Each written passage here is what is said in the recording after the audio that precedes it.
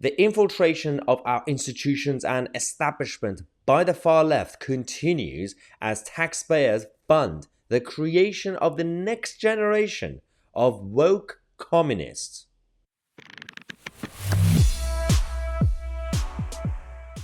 Yeah, this is a big story. Now, what we're talking about in this video is the youth parliament. In case you didn't know, youth parliament is going on for a few years now. And the whole concept was supposed to be helping young people to get involved with politics, becoming more interested. But it's kind of taken to a new level now. As you can see in this photo, you've got these young kids sitting in the green benches of the House of Commons, which is not really a tradition. It's supposed to be a special bench for the honourable members of the House of Commons. I know it says a lot when we say honourable members these days, but forget about the criticism of the existing House of Commons and the MPs that we have. This is about the people who are running these institutions, including the so-called youth parliaments, because what is created over the years, it basically breeds a new generation every year, new generation of leftists, liberal leftists, or the far left commies and all the wokies. Some of them become MPs, some of them become head teachers, some of them become the heads of the art institutions and all the other, the media and all the other cultural establishments that we have. Because what they do is they create an echo chamber, and everything has become about academia, everything is about academic intelligence and all this elitism nonsense. It doesn't really represent ordinary kids. It doesn't really represent the average everyday guys up and down the country. It's basically creating a bit of, again, class divisions. Everything is about class divisions. That's the far left continues to create. They are obsessed with Karl Marx. They are obsessed with what Marx used to talk about. And now they want to do it all over again. And they've been doing it for the past few decades anyway. But the issue is, when it's a public body, when taxpayers' money is involved, I have a problem with that.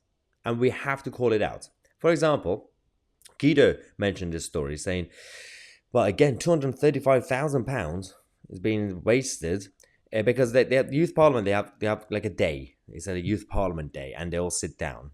£235,000 for non-sitting youth parliament being wasted again. Imagine if you waste that much money on a session for a parliament, a non-parliamentary session. And that is a problem, because every time you're going to have these days, it's not just about what I mentioned, the ideological nonsense being spread, especially when John Bercow used to be the Speaker of the Commons, because the Speaker runs the whole thing. And that was even worse, because I can imagine the sort of discussions that could happen under his leadership at the time, all the Ramoni anti-Brexit rhetoric and everything else. Now it continues. Guido said, well, the Taxpayers Alliance actually came out and uncovered just how much cash the taxpayer forked out last year to train the next generation's socialists.